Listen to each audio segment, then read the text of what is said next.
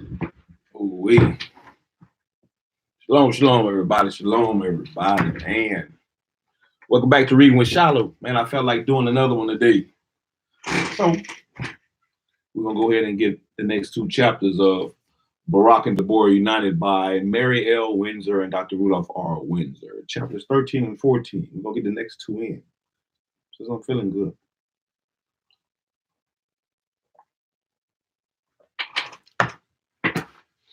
Hey, plotting. King Jabin and his people plotting on Deborah and Barak and all Israel. Prince Abihu of Judah, he didn't sign the letter to Barak. And, but there's a lot of stuff behind that letter because they just had the meeting. And everybody's scared of Deborah, apparently. But we'll get into chapter 13. Chapter 13 of Barak and Deborah United, Love, Freedom, and Spirituality by Mary L. Windsor and Dr. Rudolph R. Windsor. The cool, rainy winter seasons passed, and the warm, bright spring came, bringing in the first great Hebrew festival of the civil New Year called the Passover. The cool, rainy winter season passed, and the warm, bright spring came, bringing in the first great Hebrew festival of the civil New Year called the Passover. It commemorates the liberation of the Hebrews from the Egyptian bondage. Deborah is expected to attend this event in the city of Shilo, and she is planning to give a speech. A month earlier, she sent letters to all the tribes informing them that she has a special message for them. As a result of sending out the letters, she heard that some adversaries had planned to attend and challenge her knowledge and authority. The details of this are unknown. This unknown made her feel uneasy.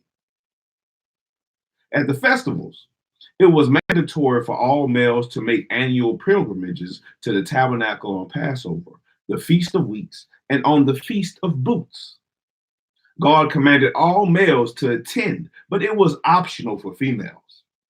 At Deborah's estate, Sarah approached and asked, "My lady, when shall we leave to go to Shiloh for the Passover?" While Sarah asked her question, Deborah was running back and forward, making last-minute preparations for the journey. "We shall be leaving," she paused, gulped down some water, took a deep breath, and panting, she uttered, "In a short while, Sarah, in a short while." This is one of the busiest festivals of the year, crowded with thousands of pilgrims going up to the tabernacle. There are pack animals loaded down with food and drinks to last. People will slaughter sheep and goats at the tabernacle, and the priest will burn the fat on the altar, and he will sprinkle the blood at its base. Each head of the household will take the lamb or goat to his quarters and roast it. Meanwhile, here in the city of Shiloh, the people are gathering for the main event. "Where is Deborah? Has anyone seen her?" many people asked. There was no positive answer, and many people shook their heads in disappointment and concern. Deborah said that she would be there, but she is not, explained the middle-aged woman. Some people shook their heads again, then went on their way. This was a great time for the celebration of freedom from oppression in Egypt. The priests and the Levites blessed God and sang psalms of praises to the Lord, and the people responded in the proper manner. After this, the voices of the people broke out in joyful singing in Hebrew spirituals and clapping hands. During this session of the Passover, also known as the Feast of Unleavened Bread, Deborah is expected to speak at the plaza. After I'm done, all right? Go put it on the counter.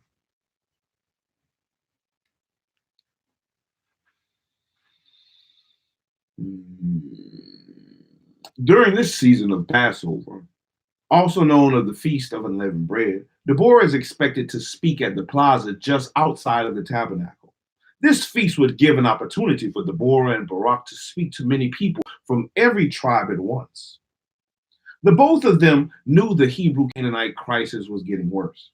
It was getting worse at a time when the Hebrew people were celebrating their freedom from slavery in Egypt. It was just 3 weeks ago that King Jabin and his advisors devised a sinister plan to corrupt and destroy the Hebrews. Finally, Deborah arrived with her bodyguard and handmaid. As she walked through the crowd going up front, the people greeted her with kind words and warm smiles. Go wipe your hands with the wipes. Go get the wipes.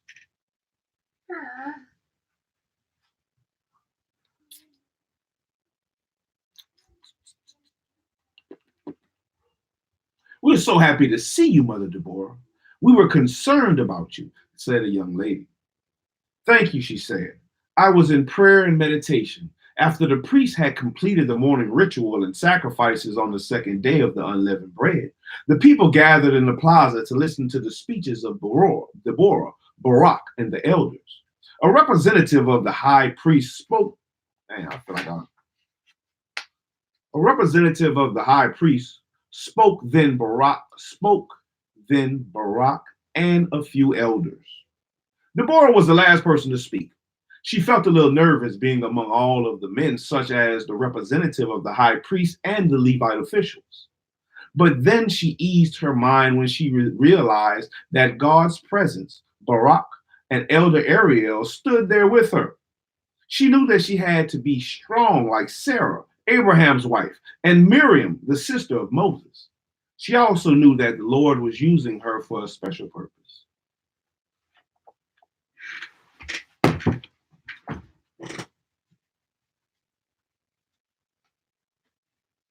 She also knew that the Lord was using her for a special purpose.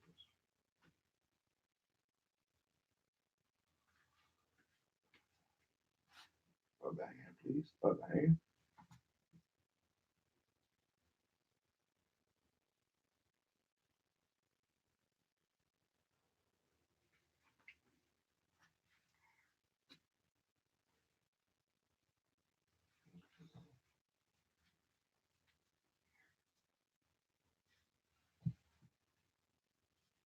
All right.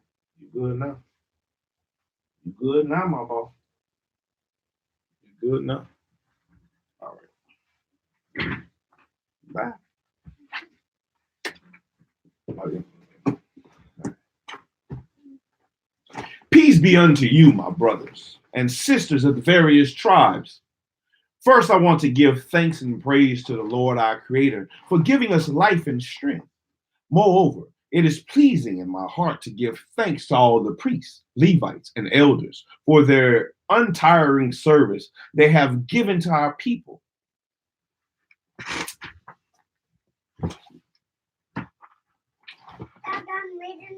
Not yet, not yet. I would like to say that my uncle Yoetz, who sat on the Supreme Court of the Council of the 70 Elders, wanted to be here, but he has now passed 105 years old and very weak. Yes, we know him, said several of the elders respectfully. As many of you know, she continued, we are here to celebrate the Feast of Unleavened Bread. It was at this time, several hundred years ago, that the Lord our God brought out our ancestors from the Egyptian bondage. However, our people today, especially the northern tribes, are suffering under the new oppression of Jabin, the king of the Canaanites. As of this month, it has been 20 years since Jabin and his general Sisera imposed their persecution upon us. Many of the people sighed, looking at one another. Many of the people sighed, looking at one another. Within the last 2 weeks, she explained further with eloquence, we have seen the tension intensify between the Canaanites and us. They have increased their patrols in the Hebrew territory. They have imposed higher taxes on top of existing taxes. And those who cannot pay, they place in hard labor. Furthermore, they are doing everything they can to get our people to convert to their pagan customs and to worship their idols. I want to encourage all of you to resist the efforts of the Canaanites. I have talked to the elders about this, and we want you to fast, to pray, to cry out, and to pour out your souls in sincerity to God, and He will save us. I feel that war is coming, and I want you to be prepared. I feel this very strongly. If we do this, our deliverance will come soon. I promise you this in the name of our God and in the name of our ancestors. In closing, I want all of you to pray every day, and I shall pray for you and for all of our people. However, remember that the enemy from among us is far worse than the eternal one. This means that sometimes we can be our own worst enemy.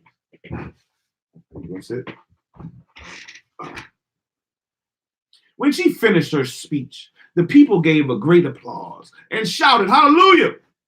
Many people crowded around and waved to her. In addition, Barak and Elder Ariel continued to stand next to her, leaning on his wooden stick. He was 89 years old at that moment. At that moment, the people began to ask questions. Will God send us a deliverer like Joshua, Ehud, or Othniel? Asked an elderly woman. Yes, I believe that He will when our people become more spiritual and righteous. Another short woman rose up on her tippy toes and asked, we have been waiting for our deliverance for almost 20 years, and it has not come. Why? Why? Why? Because we are not ready yet. The sins of our people have caused God to hide His face from the tribes of Israel. The Lord wants sincerity of heart, not talk. What benefit is there to be free from one bondage and then go into another? This is like being saved from one day from the tiger, and on the next day, you fall into the claws of a lion. When we don't treat each other right, we become our own worst enemies. Well, what can we do, Deborah? Deborah thought deeply. Deborah thought deeply. Put away the idols, jealousy, lying, adultery, greed, selfishness. You can sit up here correctly. If you want to sit up here correctly, that's fine. All right.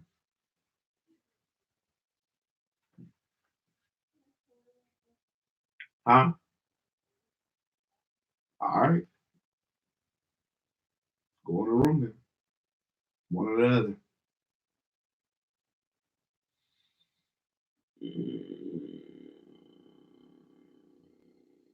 What can we do, Deborah? Deborah thought deeply. Put away the idols, jealousy, lying, adultery, greed, selfishness, hatred, and serve the Lord. Learn self-control and patience. Let every man and woman speak the truth to his neighbor. Act with justice and in all your dealings. Give to the widows, the fatherless, and the poor. Behave kindly to the strangers and walk humbly before God and your fellow man. These words which I speak, I have been doing for many years. A middle-aged man pointed out, is there more for us to do? Is there more, Mother Deborah? Yes, much more. The Lord wants more of you to give more. I'm talking about not only shekels of gold and talents of silver, but also about non-material things, such as giving a smile, giving conversation, giving a listening ear, giving a helping hand, giving a kind word. In short, your willingness to give what you seek for yourself. You keep the abundance of the divine universe flowing in your lives because the energies of the universe flow in powerful exchange. This means that you will be blessed in wealth, good health, and happiness. Talk on, Deborah, yelled the woman in the rear of the crowd. Hallelujah! Sound like church.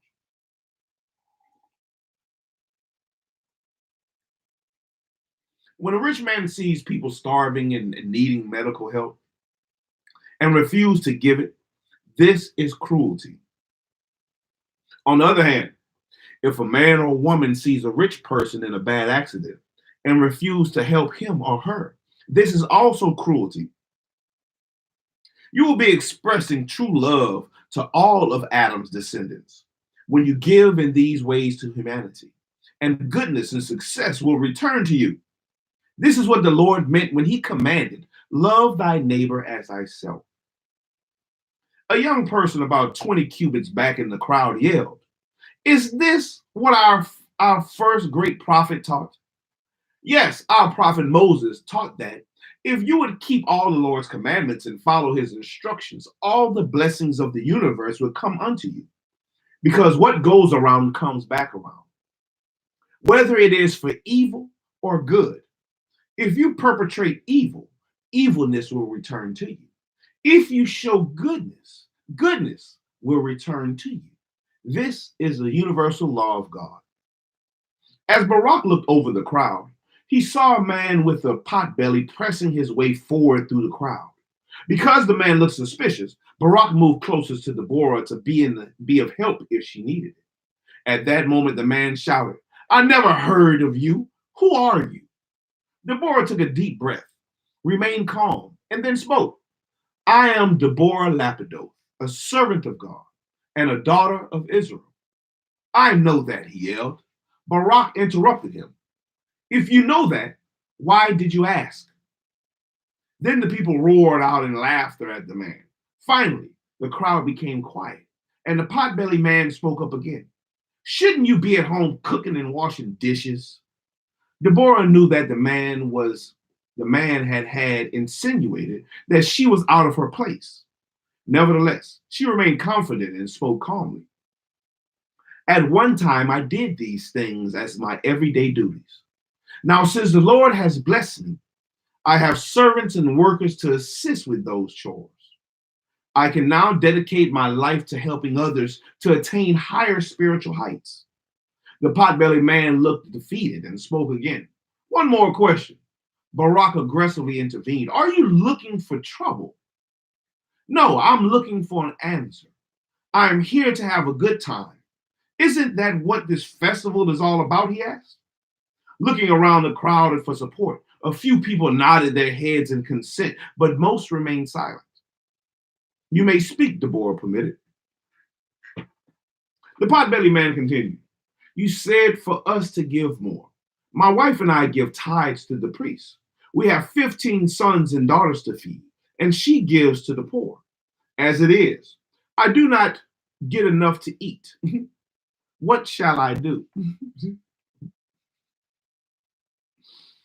Well, you don't look any thinner to me, Barak snapped as the crowd roared again in laughter. Deborah smiled at Barak's response, and then she asked the man a question. Do you have any sheep or goats? Yes, I have 15. Keep giving, and next year you will have more than 25. What's going to happen then? Deborah looked at him with surprise. I thought you knew. There will be a mating of your sheep, and God will bless you. Moments later, a young man raised his hand and remarked, we are now in this land. We speak the Hebrew language. We have our princes and elders, and lastly, we have our customs, rituals, nationality, and the history of our ancestors. I feel that we have everything. What do you think? You shouldn't live on just the laurels of your past ancestors. If you do, you're like a potato. The only good thing belonging to you would be the underground. The people received her words hard and shook their heads up and down in agreement. There are more important things than just having and knowing your history, your language, your culture, and nationality. Our main purpose here on earth is to serve humanity and not just be religious, but above all, to be spiritual. Spiritual, what is the difference between religious and being spiritual? Asked the young man. Deborah took a deep breath and relaxed her shoulders. A religious person is one who keeps the beliefs and practices and the ceremonies of his religion in the home or the house of worship, remaining faithful to God. However, a spiritual man or woman has a pure heart. They're in tune with God every day, and they do not hold feelings of jealousy, anger, resentment, grudges, negativity, nor hatred in their heart against any person. The spiritual person loves humanity in a pure way, without conditions. This is what our Creator meant when He said to be a holy people.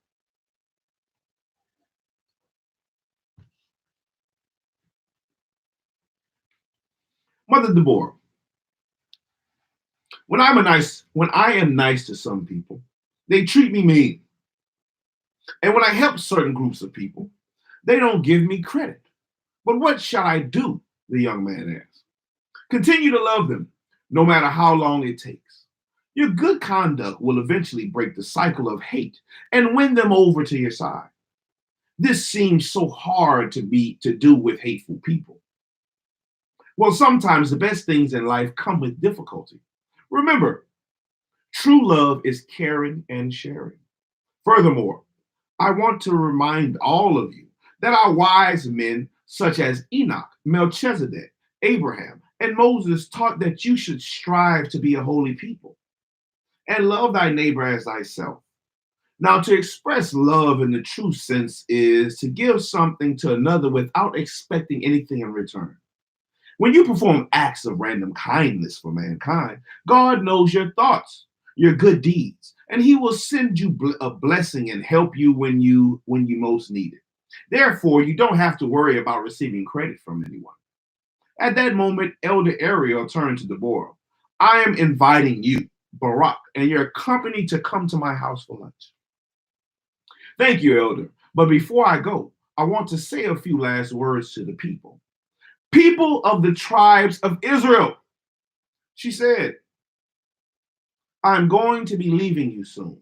But before I go, I want to encourage you to pour out your soul to God in prayer, meditation, and fasting. Remember, we can have better neighborhoods if we as citizens are willing to give up some of our personal ambitions and work for the betterment of our communities. Oh man, that's a head bustle.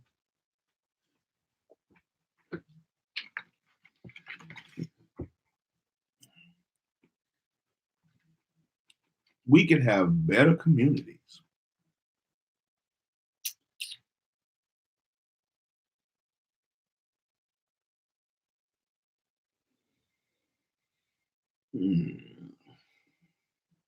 Remember, we can have better neighborhoods if we as citizens are willing to give up some of our personal ambitions and work for the betterment of our communities.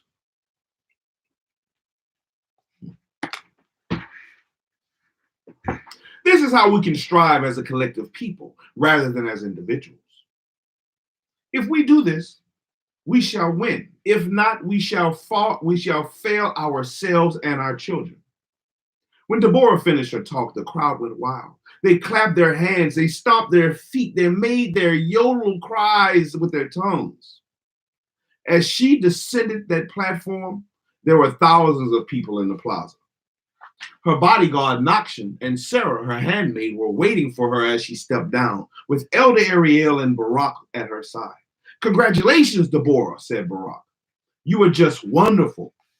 Thank you, Barak, for your support. She was very grateful for that and gave him a big smile. Many people crowded around and greeted her. Then Deborah and her retinue walked slowly away from the clapping crowd who smiled with approval. As Barak walked with her to Ariel's house, he said to her, You spoke very well today. By the way, do you think that young men back there will accept your advice? I think he will. And he got it for free. Well, there's one thing about free advice. It is usually worth it. She turned around, smiled, and hit at him in a playful manner. Oh, shit. I see that you can be very witty and amusing. Sometimes, he said. As they walked towards Ariel's house, Deborah thought and remarked, Oh, Barak, I want to thank you again for your support back at the tabernacle. I'm glad I came. I wouldn't have missed that for all of the gold in Ethiopia. Finally, Deborah looked up at Barak with admiration, but her countenance changed when she realized her commitment to another man. It was several days later, at the city of Nahalo, that the officials began to implement the diabolical plan of the king Jabin and Sisera. They designed this plan to corrupt and destroy the Hebrews who lived in the village nearby. Then a small Canaanite delegation came to the Hebrew village to implement their insidious scheme. The head nobleman, named Nahash, spoke to the Hebrew elders. There have been harsh feelings between our peoples for many years, and we want to change this. Change this? How and when do you propose to make this change? Asked Elder Tamim. The head noble pointed to 5 large baskets. We brought these victuals and gifts as a token of our sincerity and friendship, he said, as he folded his arms in front of him. We do place value on our gifts, he said, looking down and scratching his head. But with us, true friendship is determined by the actions of the heart and not the valuables, the elder pointed out, looking up. I agree. But we must start somewhere, and we have made the first step.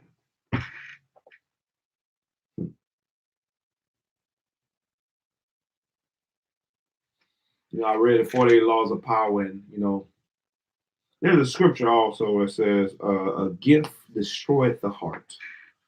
The gift destroyeth the heart. Man.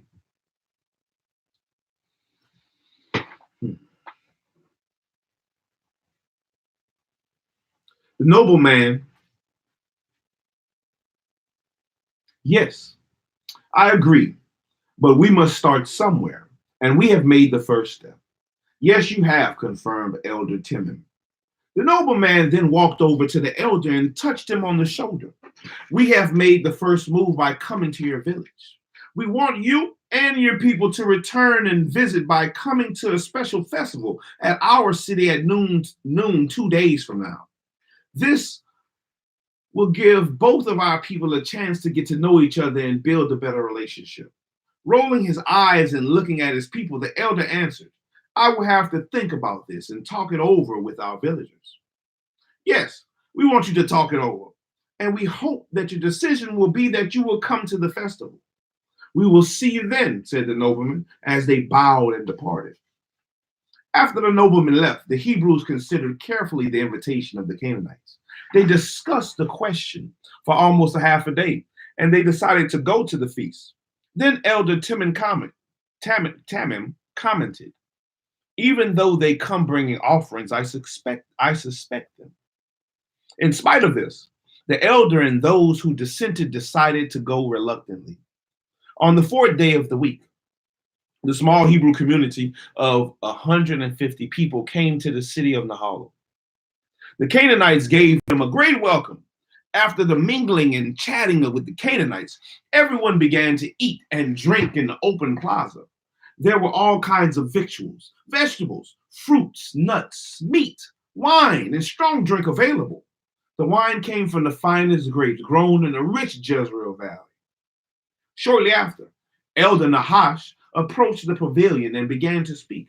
Citizens of our beloved city of Nahalo, our king is not able to be here today, but he has sent his greetings. He wants me to welcome you and our Hebrew neighbors to our city and feast. We hope that we will learn more about our customs, laws, and become a part of us in friendship. Now, without further delay, let everybody have an enjoyable time and give the Hebrews plenty of wine and strong drinks. The music began to play in a louder and snappy tone. Then about 20 young females dressed in skimpy apparels came out to dance. These females danced with intense, sexy gyrations and began to pull some of the Hebrew men into the dance. Come on, handsome, said one of the females. Another said, let's see what you can do. Then she grabbed the Hebrew by the hand. Before the Hebrews realized it, they were dancing before the idols of the Canaanites, Baal and Ashtaroth. For after a while, the dancing stopped. At last, the trumpet blew, the signal to signal an announcement. Kahan, the high priest,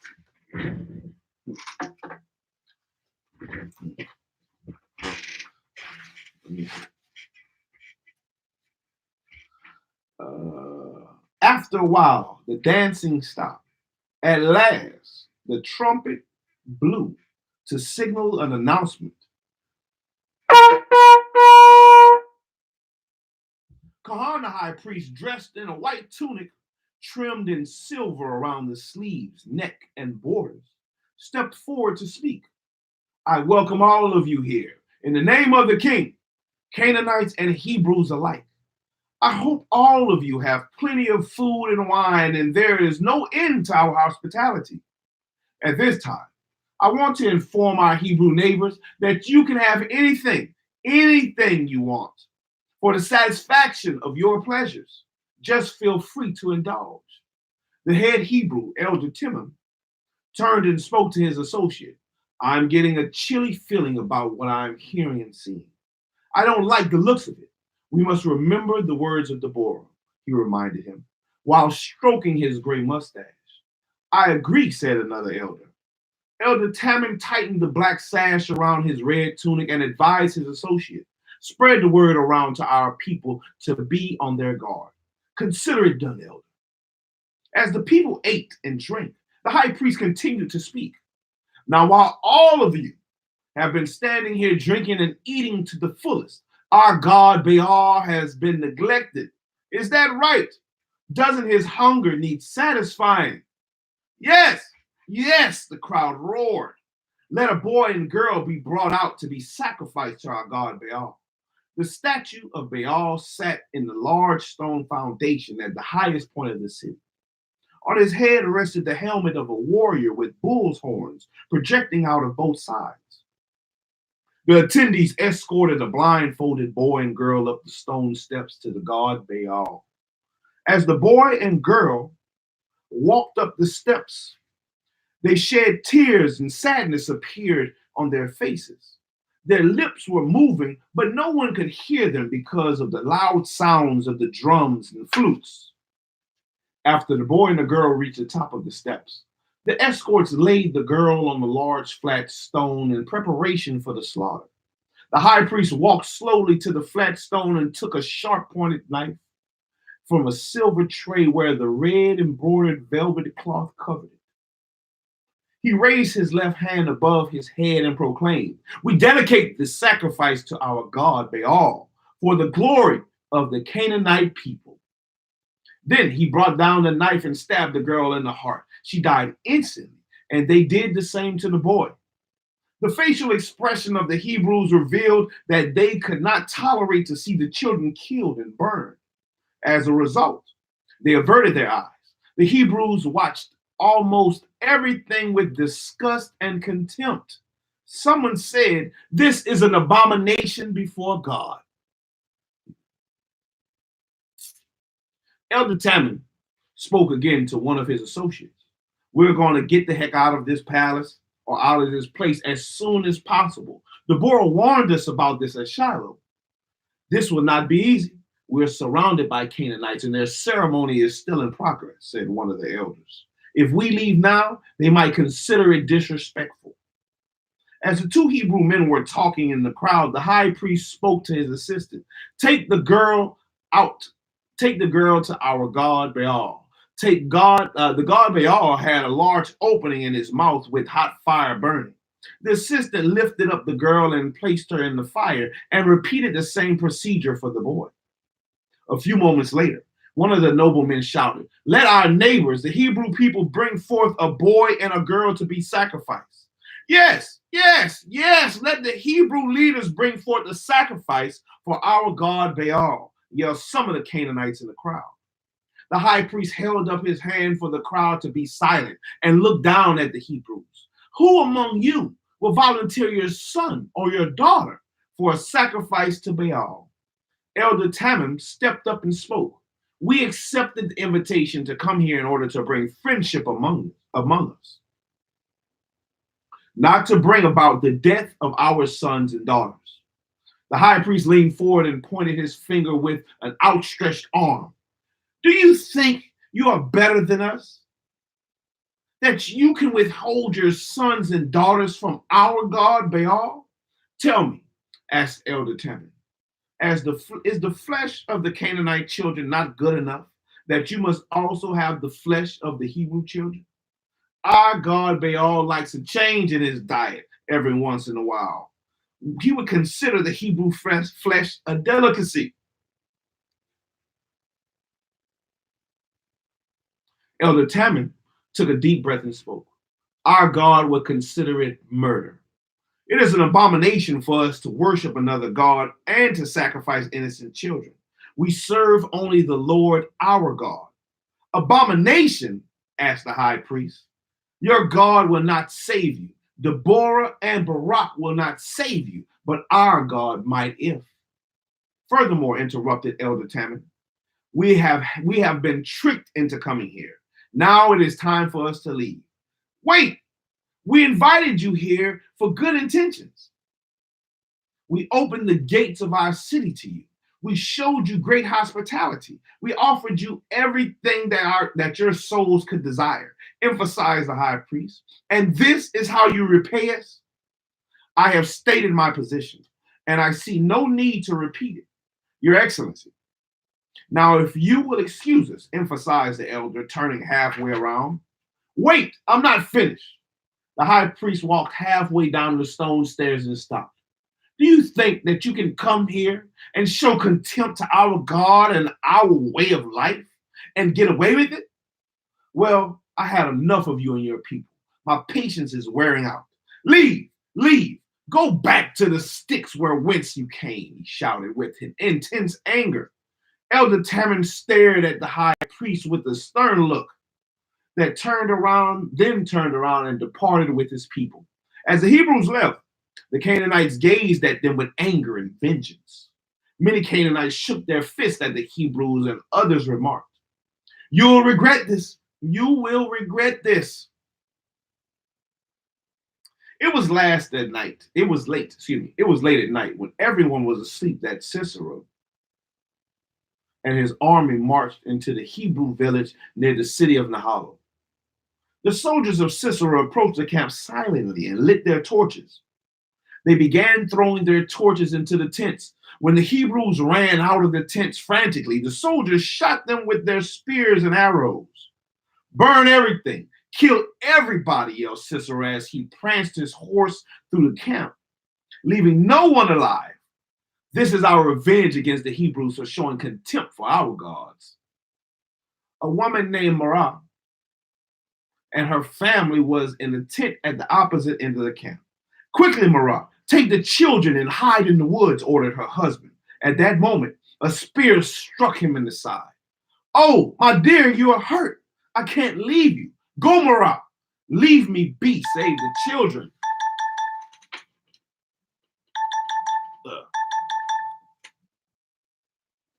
Leave me be and save the children.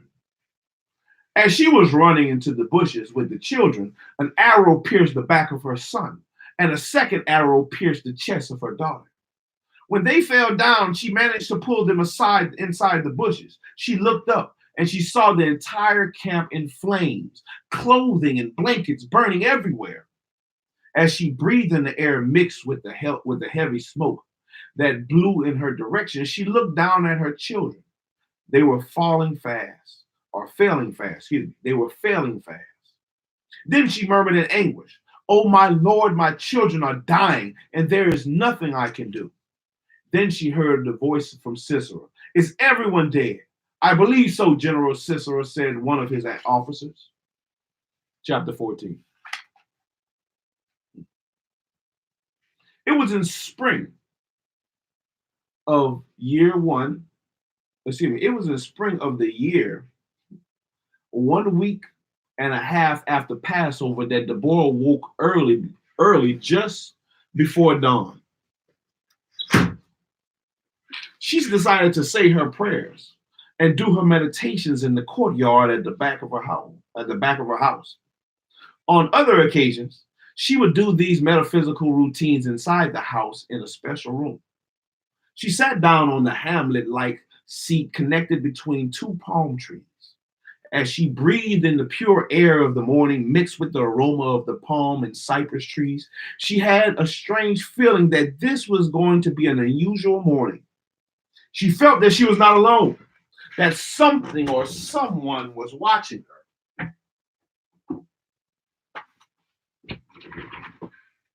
Then she began her prayers, but she did not pray for herself, but for her people. She prayed that they would turn from their sins, and she asked God to forgive them. When it was time for her meditation, she closed her eyes and began inhaling and exhaling, methodically with rhythm and pauses between breaths. She cleared her psyche and everything around her until her mind became blank. Deborah sank deeper and deeper into a trance-like state until she felt light as a feather, as though she had no physical body, only an eternal soul, a soul tuned in with the eternal Father. The Lord spoke to her, Deborah, Deborah, Deborah. I am the God of Adam, Noah, Abraham, and all the families of the earth. Send for Barak and tell him all the words I shall speak unto thee. After Deborah had heard all the words of the Lord, she came out of her trance-like state. She sat for a moment and reflected on everything that the Lord had told her. Daybreak came, and she could hear the birds chirping. Her heart was heavy because of the words which God had spoken to her, but she knew that she had to carry out the command. Then she heard Sarah and Nachshon talking, and she went over to them. Peace, Deborah.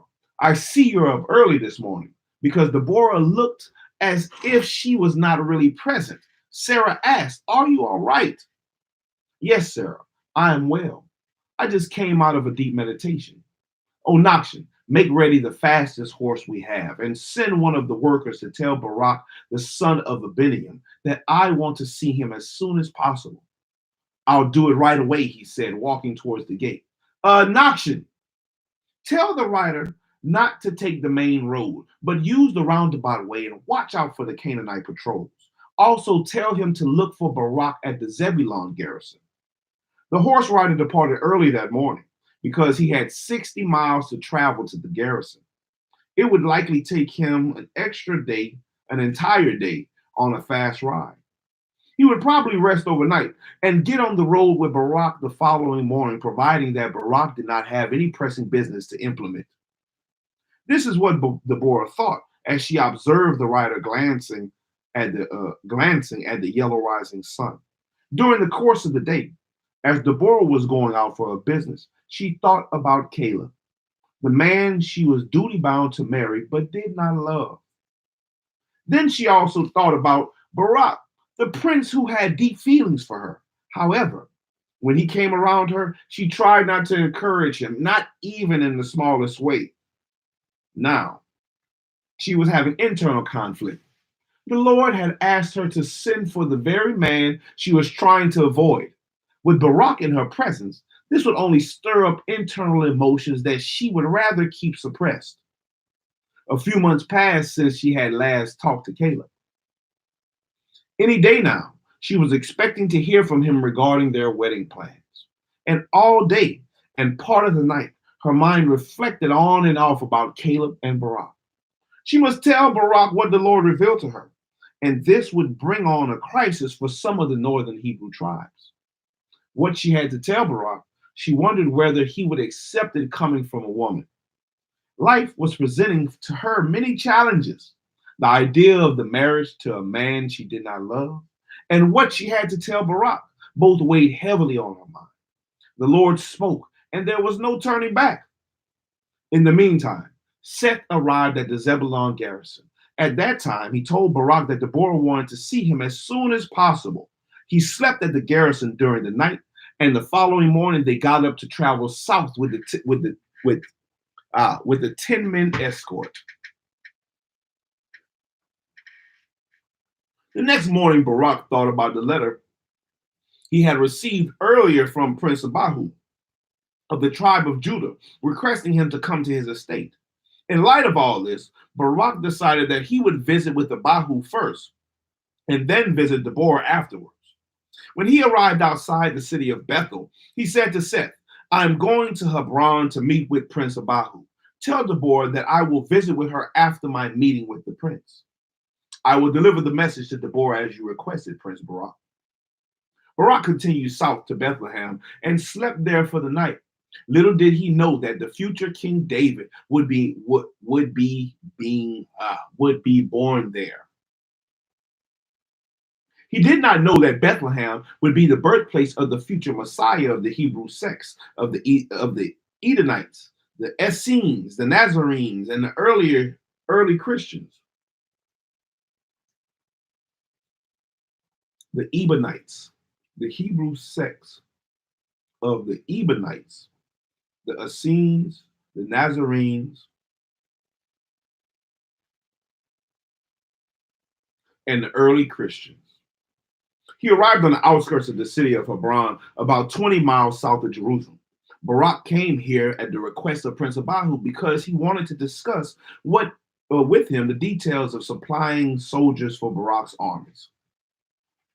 Now, Barak was at the northern entrance of the valley of Eshcol, which led to the city of Hebron. He could see the city located on top of one of the mountains. As Barak rode southward, he had great anticipation of the favorable meeting with Prince Abahu. It was still springtime, and the entire valley was a remarkable sight with the mountains covered with green vegetation. After a long, hot, dusty ride, Barak and his men rode past the western slopes of the mountains. They stopped to take a drink of water with the palm of their hands from the brook of the Eshcol. At that time, one of the soldiers took a deep breath and remarked, Hey, this is the best water I ever drank. Yes, Barak added. The last time I drank water like this was from the well in my hometown. They could see that the northern entrance to the valley was very broad with many green vineyards, pomegranates, fig trees, and olive gardens. The shape of the valley ran from north to southeast. As Barak rode deeper into the valley going south, it became narrower and the peaks of the mountains got higher. Yeah, they got higher. My lips, Daddy. All right, hold on. My lips, Daddy. The peaks of the mountains got higher. Oh, get out of the way. Daddy. Then one of Barak's men asked, General, can we visit the cave of Machpelah? You're not the thing. Machpelah. While we're here in Machpelah. Look. You're gonna sit there, or you can go over there. Which one? Sit. Okay, so sit here. And let's read. Machpelah. General, can we visit the cave of Mapila while we're here in Hebron? Yes, I suppose so. I believe it is on the east side of the valley, answered Barak, hesitating. Yes, my memory is coming back to me. It is on the east side. Later, Barak remembered that the cave of Mapila was the place where Abraham, Isaac, and Jacob and their wives were buried. Not too far away. Move. Sit over there. Go sit over there. Go sit over there, son.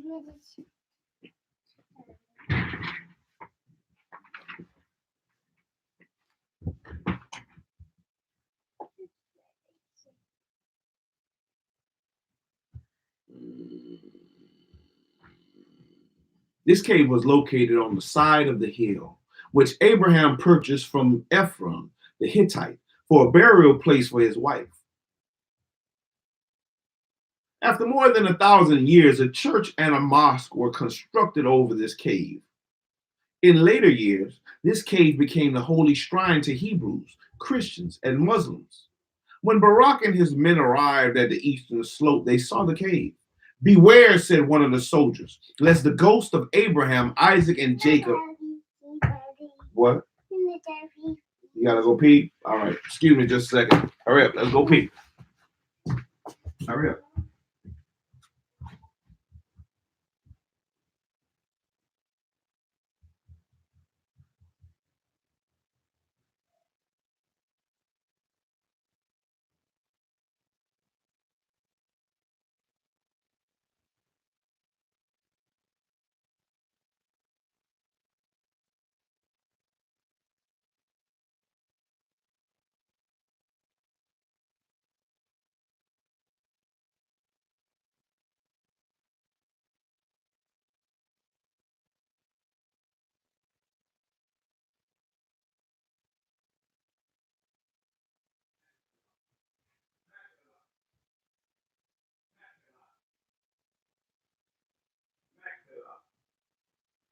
Cave of Mapila.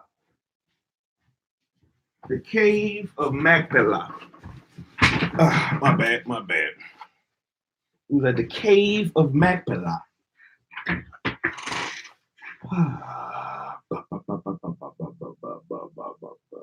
Beware, said one of the soldiers, lest the ghosts of Abraham, Isaac, and Jacob come out of the cave and haunt you.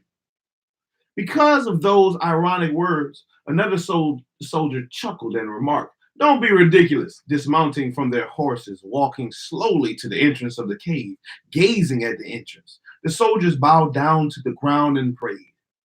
Everyone standing nearby could hear them praying in a low tone. After the visit and the prayer, they arose and rode off to the west side of the valley. Prince Abahu's mansion stood on one of the slopes. The workers made the mansion out of hewn stone, and it had a second story. Barak got down from his horse, leaving his men behind, and knocked on the front gate of the courtyard. Barak could see the palm tree in the center of the courtyard surrounded by purple lilies. A servant answered the knock. Barak greeted, peace be unto you. I came to see Prince Abahu. Oh, who might it be? Asked the servant, looking at Barak from head to toe. Barak, Prince Barak. He couldn't resist saying with authority, my master is busy at the moment, but you can wait for him, in the terrace.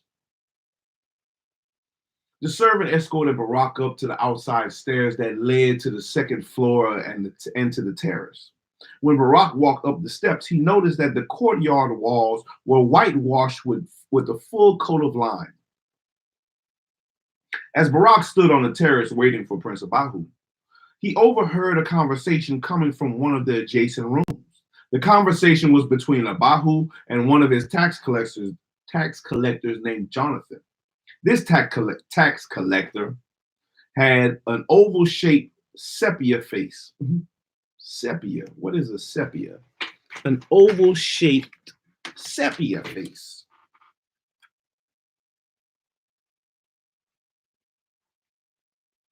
An oval-shaped sepia face. S-E-P-I-A.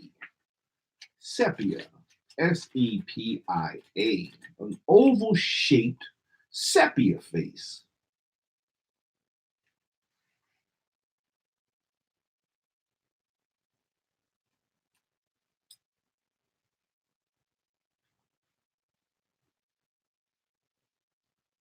Sepia.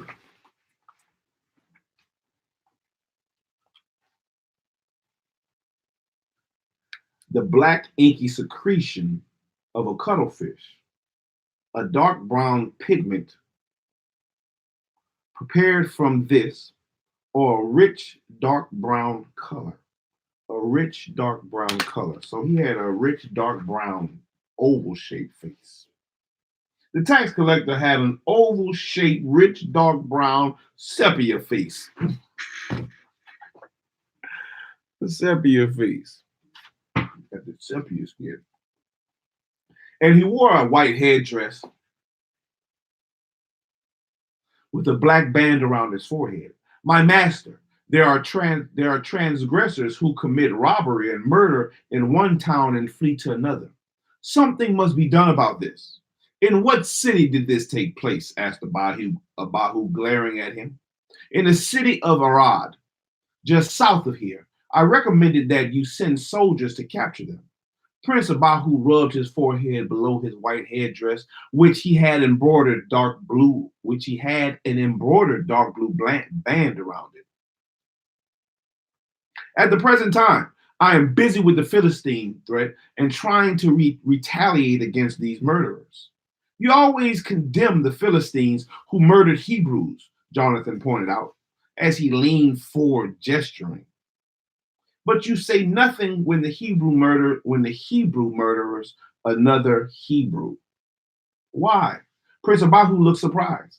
However, he managed to utter a few words. The Philistines are our enemies, and even the warrior Shamgar had trouble with them. Abahu moved one step closer to Jonathan and touched him on his upper right arm. You must understand, my tax collector, that I must deal with the Philistine problem. Jonathan turned away from him, walking and talking. No, I don't understand. Meanwhile, Jonathan turned around and looked him in the eyes. It's not the death of the Hebrews. Murdered by other Hebrews, just as serious as the death of the Hebrews murdered by the Palestinians. Or the Philistines, murdered by the Philistines. Yes, but then why don't you do something to help stop the crime in our cities? This should be the concern of the local elders, said Abahu bluntly. Local elders? I think that you should be concerned also. These murderers flee from one city to another. This puts them out of the reach of the elders. You are the prince of our tribe, and you have the influence and jurisdiction of the entire tribe of Judah. If you act now, the people will follow you. Jonathan, I am taking action on behalf of the people. I am saving them from the heads of the Philistines whenever I can, argued Abahu. He turned his back to Jonathan and faced a picture of a lion which hung on the wall. That may be true, admitted Jonathan, but while you are saving us from the Philistines, who is going to save us from ourselves? There was a pause, and Prince Abahu seemed horrified at the question. Finally, he hesitated and spoke softly. I can't answer that. Jonathan shrugged his shoulders and commented, it seems that you don't have either the will or the compassion to help save our people from themselves. What makes you say that? I have watched you. When a Hebrew is murdered by a Philistine, you go and visit the family of the slain. But when a Hebrew murders another Hebrew, you pay no attention to the grieving family, even though the murder takes place right in Hebron. Prince Abahu turned around with intense anger. I am offended by your remarks, and I have had enough of it. Now, you may leave, he said, with a stern look on his ebony face. Jonathan turned halfway around to leave, but stopped. I'm not finished just yet. I think I understand your motives. Yes, it has become very clear to me. You get most of your fame and money from our people for fighting a few Philistines. Consequently, catching Hebrew murderers have no interest to you. In the meantime, our cities sink into the mire of crime and hopelessness while you fill your coffers with shekels of gold and silver. Isn't this the truth, Abahu? The prince looked at him with disdain. Leave now, or I'll have to put you out, he commanded. Why don't you be man enough to admit it? There was a pause. I'm waiting for your answer. All right, you want the answer? What prince wouldn't want fame and shekels of gold? That may be true, but I would hope that a good leader would also want justice and order with peace and harmony for his people. To me, this is a sign of excellent leadership. Abahu stomped his feet on the floor like a madman, raised his finger and pointed to Jonathan. I don't need you to stand here and judge me. I made you what you are. I've paid you very well, and I will not tolerate any further rudeness from you or anybody else. Now leave before I. As Jonathan walked towards the door, he commented, I hope you will come to your senses before it's too late. There was a silence, and then Abihu spoke. Wait! Jonathan stopped and turned around slowly. Why are you so hot about a few dead Hebrews? You never questioned me before. I didn't because I was afraid that I would lose my position. However, I speak up now because a criminal murdered my brother in the city of Arab. A Hebrew murdered him. His wife is a widow, and his children are fatherless. As it stands now, I must support them and do my best to be a father to his children, Jonathan said as he left the room quickly. After Jonathan departed, Prince Abihu sat on the stone bench with a soft cushion. He remained preoccupied and still. As Abihu sat in his room, his servant approached and spoke. Prince Abihu, there is someone here to see you. Abihu remained silent, and the servant spoke again. My master, there is someone. Oh, it's you. I was in deep thought. What is it? The servant bowed to the prince and repeated, there is someone here to see you. He has a name, doesn't he? Asked Abihu. Yes, the man said that his name is Barak, and he said that he is a prince. Well, honor him as a prince and show him in, shouted Abihu as he raised his head suddenly. The servant stood there in a state of shock. After a moment, he replied, as you say, my master. Then he bowed and departed. When Abihu heard Barak approaching, he stood up. Oh, Barak, it's been months since I saw you. How have you been? He asked as he embraced Barak and patted him on the back. After the small talk and the smiles, Abihu led Barak back into the terrace. The prince had the floor of the terrace made from granite stone. As Barak walked onto the terrace, he noticed the green plants and assorted purple and red lilies growing in the various large stone flower pots. Barak walked over to the stone banister and stood under the fronds of the palm tree that grew near the side of the terrace. Then he looked over the entire green valley. Oh, how beautiful this country is, he exclaimed. Barak turned around and smiled at Abihu. This is truly God's country. Yes, Barak, this country which our ancestors inherited is indeed the land of milk and honey, and also the land of mountains, hills, and valleys. Barak chuckled in dens and caves for thieves and holy men. Barak, this can be the beginning of a long friendship between us, Abihu stated, as he ambled up and down with a smile on his face. However, Barak frowned because he was not pleased with the conversation he overheard between Abihu and Jonathan. Then Abihu clapped his hands, signaling to the servants to bring in some refreshments. The servant brought in figs, olives, dates, pomegranates, milk, curd, bread, wine, and honey. After they said the blessings, they dipped the bread in the honey. Next, they poured some wine in their silver vessels. Prince Abihu held up his goblet in a toast fashion, said the blessings, and commented, to our long friendship. At the moment, Barak responded with, yes, to our success and happiness. Abihu walked over to Barak and said, Barak, now I think that we should get down to business and talk about why I sent for you. The last time you were here, you asked me to consider your request to supply soldiers and weapons for your army. My decision is pending on two conditions. No, sir.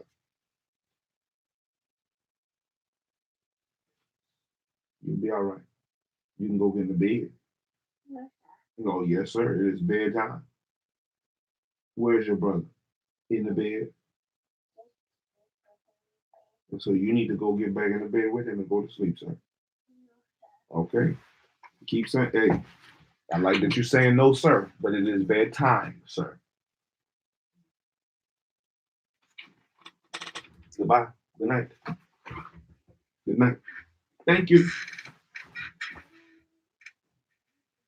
Good night.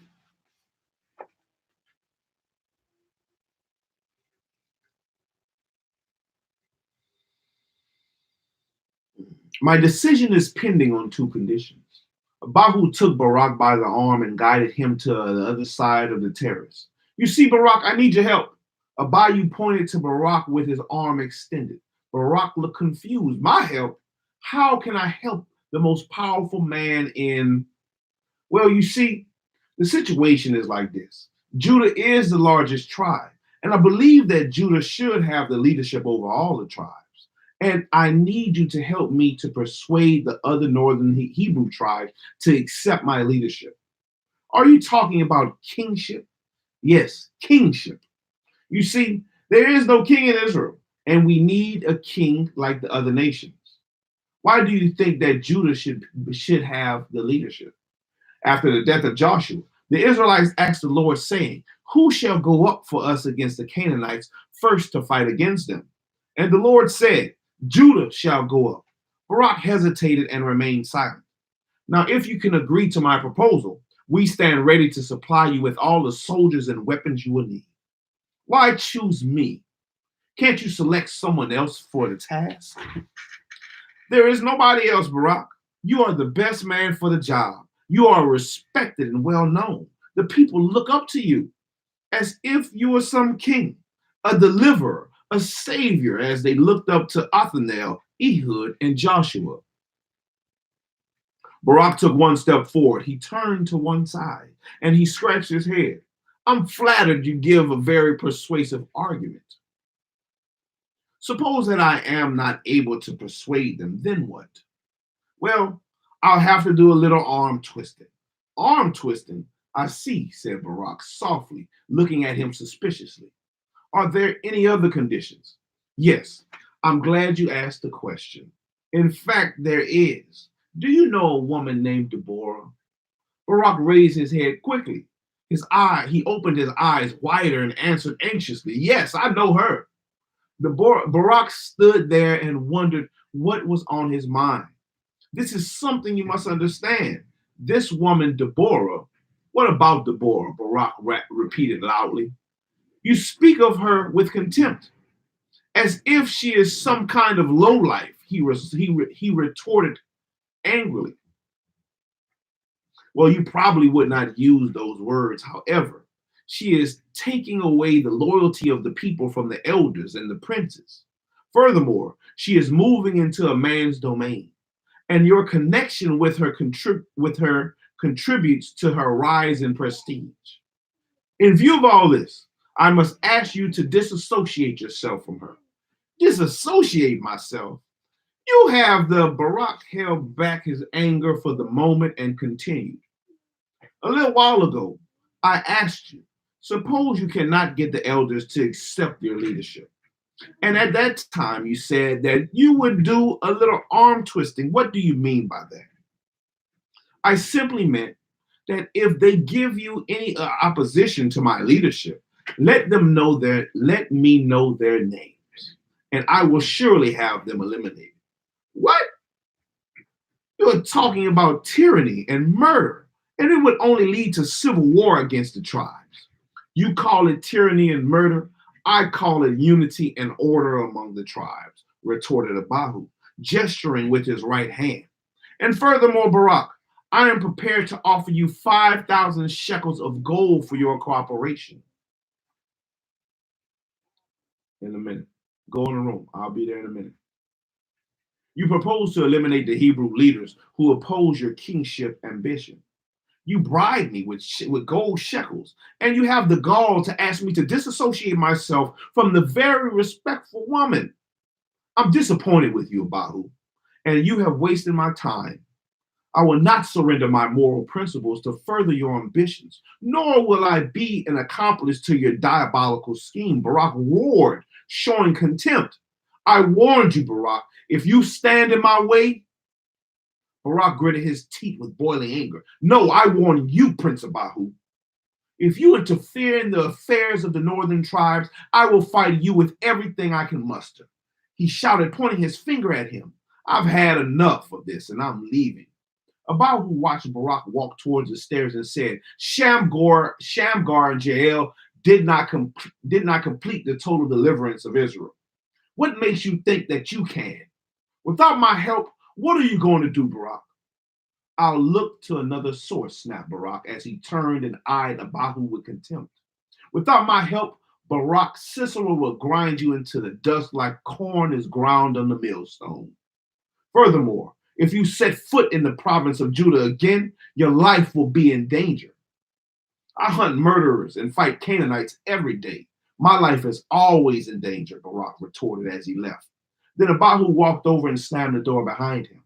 When Barak departed from the house of Abahu, it began to get cloudy, and he had come to Hebron with great hope of getting help from Prince Abahu. Instead, he got no assistance, but became an enemy of the man who he thought would assist him.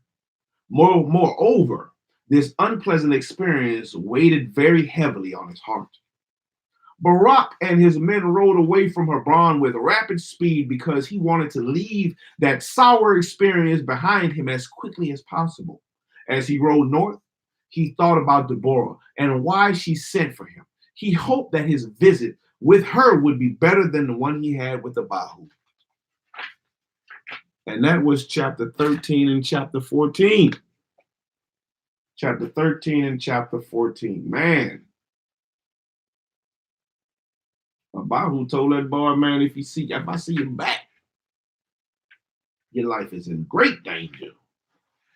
Your life is in great danger.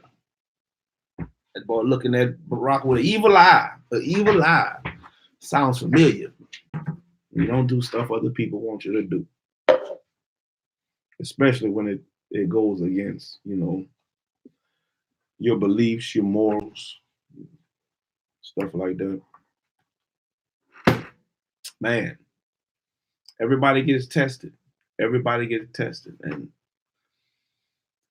there's so many people would have took them shekels. They take them shekels on a daily. They take them shekels on a daily. They go off to other gods on the daily. So it ain't nothing new. Same thing. But hey, man, it's getting good. I'm glad I thought to come back and read the next 2 chapters. We'll try to come back tomorrow, Lord's for life, with chapter 15 and chapter 16 of Barak and Deborah United by Mary L. Windsor and Dr. Rudolph R. Windsor, which is turning out to be a way better book than I thought it was going to be. And we're moving through it pretty fast. We're moving through it pretty fast. Definitely faster than I thought. So, yeah, I read all right today.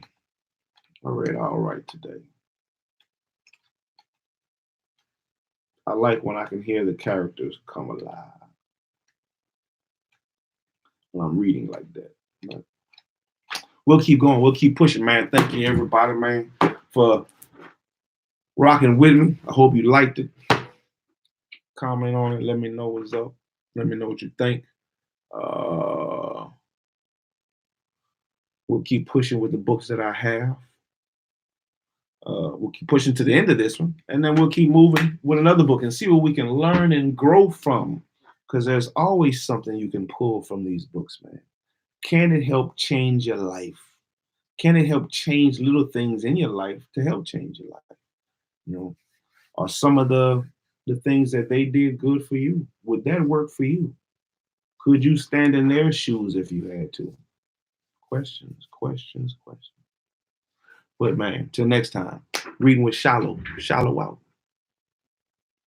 And thank you all to all my new subscribers. Tell your people. Leave the comments about what you think is going on. What would you do in those situations? What would you do? Shalom.